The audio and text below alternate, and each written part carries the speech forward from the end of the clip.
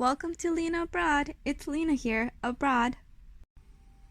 Hello and hello everyone. Welcome back for another video. I am so excited to be here again talking about my experience in Germany and what that's been like. Today I will be talking about foods and food preferences that I've encountered here. Okay, so if you saw my last video when I came to Frankfurt, then you will know that I reside in the city of Frankfurt and therefore we'll start with a specialty of the region. Making number one on the list, Handkäse mit Musik. Handkäse is aged cheese that is fermented in vinegar, oil, onion, and possibly some other herbs as well, depending on where you get it. You can order it from a restaurant that is known to sell handkäse, or you can also get it at the Rewe store or another grocery store as well. It is pre-packaged. You just have to again prepare it yourself. If you get it at a restaurant, it is usually prepared in the morning to be served after lunch. It traditionally sits for and soaks for a few days because the longer it sits, the stronger and better the taste is. But the bigger question for when you are trying or having handkäse is whether or not you will take it with Kümmel.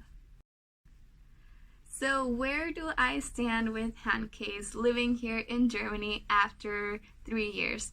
So to start off, when I first arrived and started trying out foods, I'm not a picky eater or a shy eater, so I did try it right away. I didn't like it. I thought it was so acidic and just really sour.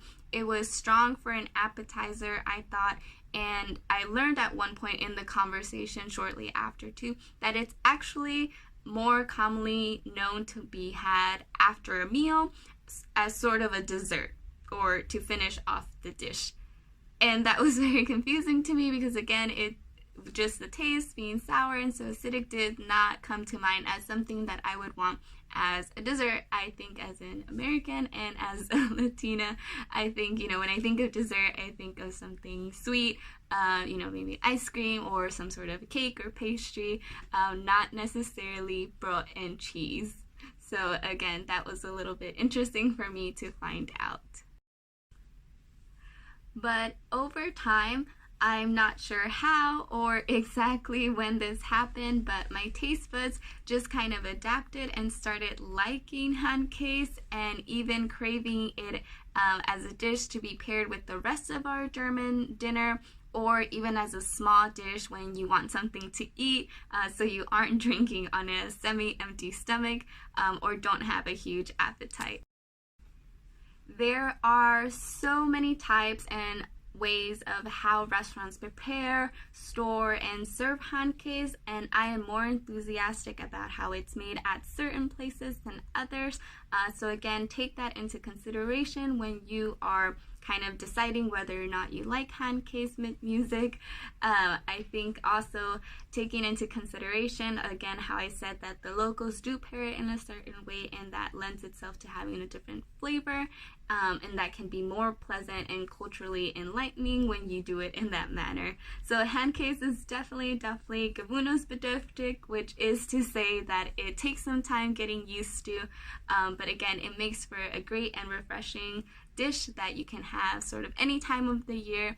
And if you do acquire a liking for it, after all, it's something that you will have often if you are in the city of Frankfurt. Number 2 on the list is Met. Okay, so I don't necessarily know that Met is German specific or something that you can't find elsewhere, but Germans do like it perhaps more than Americans I know, and you find it more casually and accessible here in my opinion. People will have it at restaurants or carnivals in the state, and you can also find it at the market or again grocery store. So it's something that again I see a lot more here than I did in the States. I didn't really know what that was or kind of thought of it as something that people eat kind of regularly and not as a specialty of sorts. Met is raw pig meat, and it is usually served with onions and broth and sometimes a raw egg on it. This is a spectacle that I was quite taken with because, again, I did not really fancy the idea of a raw meat dish, and then on top of that, a raw egg on it just didn't kind of seal the deal for me. My husband does eat it, but I still got an empathetic pass on this one because, again, I think it was kind of understandable for him why I wasn't inclined to try it. But from his opinion, again, it's something that he enjoys eating. He just grew up with it. And so, again, the taste for him is comfortable, I guess. And so, again, you will see people eating it here at markets and casually. Again, it's not necessarily an expensive meal or dish. And again, I think the idea of it and how it's eaten here is a little bit different than perhaps in other places where you might see a similar type of dish. Number 3 are blutwurst. Blutwurst, which are blood sausages, are in a similar ballpark as met for me. I think blood sausages are kind of self-explanatory. I have not tried this one, and I am not sure that I will in the future either. However, you never know. Germany is well known to be a large servicer of sausages and sausage dishes, and there are so many delicious types and plates that I will share about in the future. This is just one you will see right away and ask about, and probably just perhaps wondered if you really wanted to know. In herring salad, you in essence have pickled or salted herring that can be mixed with a combination of items, but I have most often seen it with tartar dressing or red beets, onions, and mayonnaise. But again, it's something that you will regularly find being ordered or bought at the store or on the go stands or grocery stores. I have tried it several times. I buy it for my husband, who occasionally eats it for breakfast. He'll have it on top of broth. It's something that I can say I don't like too much, although I will have a bite or two because it does kind of sometimes just seem like, oh, okay, I want to give it a taste again. But for breakfast, it's always kind of too much for me, I would say.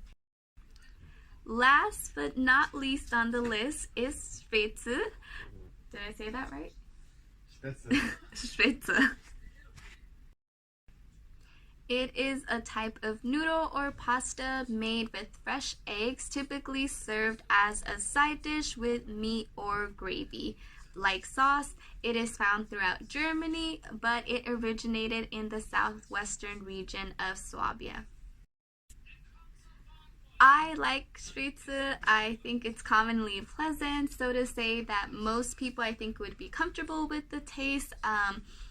Again, it's considered a side alternative to rice or potatoes, and so it has a stapler food kind of taste and consistency, so it lends itself with fitting with many dishes and many combinations and food varieties. So again, I find that most people like it. They don't have a problem with it and will likely order it as a dish that they may try here in Germany.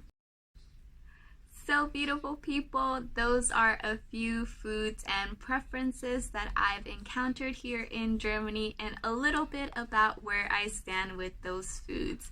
As I make more videos related to this topic, I will make sure to let you know if any of those change or get updated to a different category perhaps. My eating habits and preferences have definitely changed vastly since, and so differently than they were 3 years ago. That happened incrementally and also has many layers to how that came to be. But again, be prepared for a little bit of a change and adaptation in the food area. Again, being here long term, you do continue to try things and figure out what your go-to German foods are, and your comfort and new liking to things, and you slowly start to build on that. In some cases, you realize that it's just an attitude of I don't have to be completely wowed by every food I go for in my eating plan and daily routine, and you just start to realize that there are different foods now accessible to you in your daily grocery stores, in your kind of everyday eating places and places where you are going to be commuting to. And so again, you take that into consideration with the new style of eating that you adopt while living in this country. So again, that's all I have for you all today. Have a great rest of your day or night. Until later, bis später.